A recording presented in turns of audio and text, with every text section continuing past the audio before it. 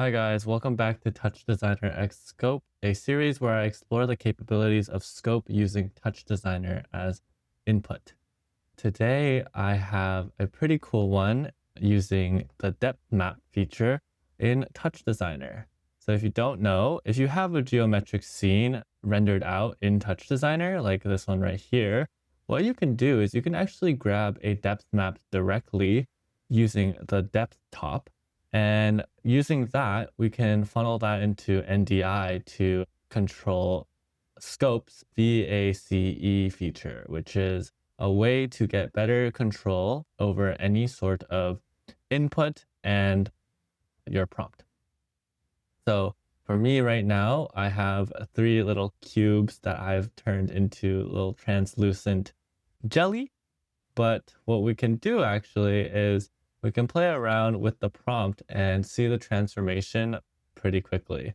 So I have some other prompts already lined up. So this is the first one, but here I'll just grab this one real quick and we'll paste this one in like so.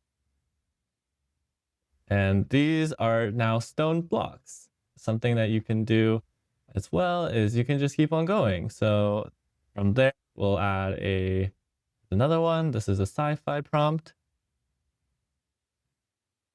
You can see the instant change into a sort of tesseract type of vibe. And then I have two more, this one being a lava type of prompt. So there we go, just like so. And last one is this one right here, which is water. Like so. And yeah, I just wanted to quickly show off this part because I thought it was really interesting how well it takes in the 3D depth map and uses that to control the rest of the scene. From here, what I can do is I'm just going to go through exactly what's happening. Before we do anything else, though, let me pause the timeline. And when I pause the timeline, I'm just going to reset it and delete it because I want to start from square one. So when we start from square one, we go back to that beginning scene, but that's okay because we're just going to play around with it. So I'm going to just press start like so, and let's see what happens.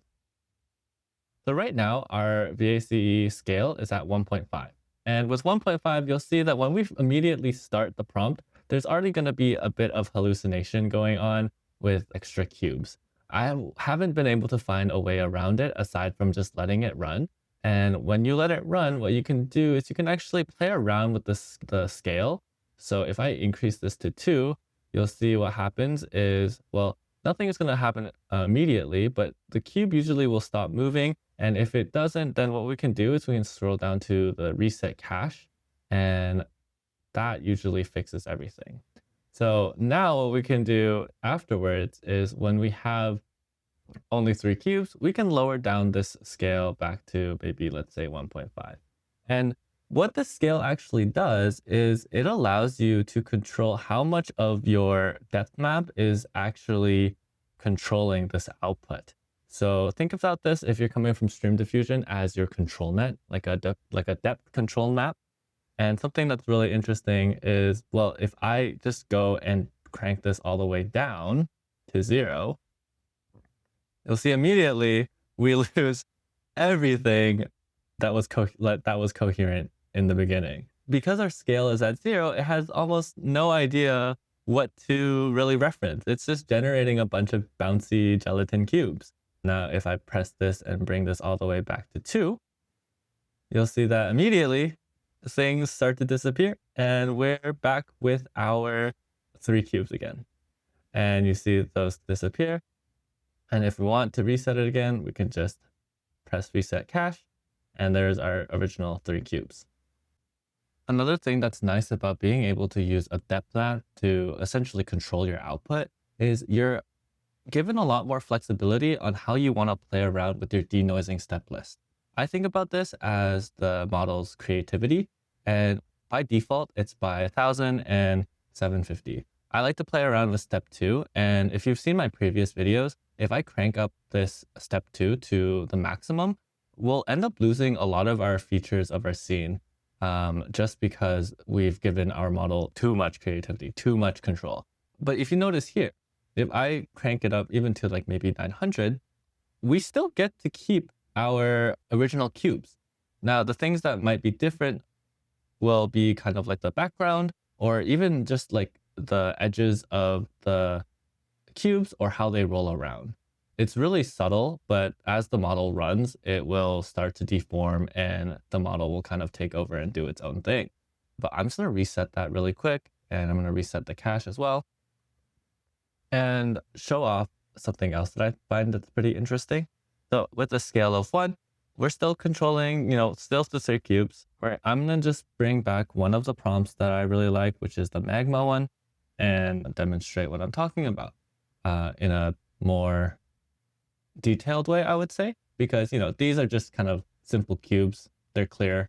If I crank up the step list and give it more creativity, it's not going to do much in terms of making it more translucent or anything like that. But what we can do is we can paste down this Magma prompt, and then I can describe what I'm trying to explain. So now with our Magma, I believe the prompt lets the cubes have a afterglow when they land. And with the current denoising step list, it's not that, you can't really see it that well. But if we crank this up, let's bring it to like 950. Let's see, like so. Let's see what happens.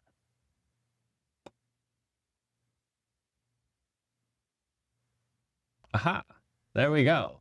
So as we crank it up, now you see we're we're kind of overloading it just a bit, but we've ended up being able to let the cubes generate its own little magma piles, and the cubes are still there. Whereas if we didn't have this sort of depth not control, by the time that this step 2 hit 950, we probably would have lost majority of our scene. That's all I really wanted to show today. If you want this workflow and the prompts, I'll leave that in the community hub for you to download. And if anyone has any tips on getting those original hallucinations gone, please let me know, because I would love to just start off with 3 cubes, essentially. Okay. All right. Bye now.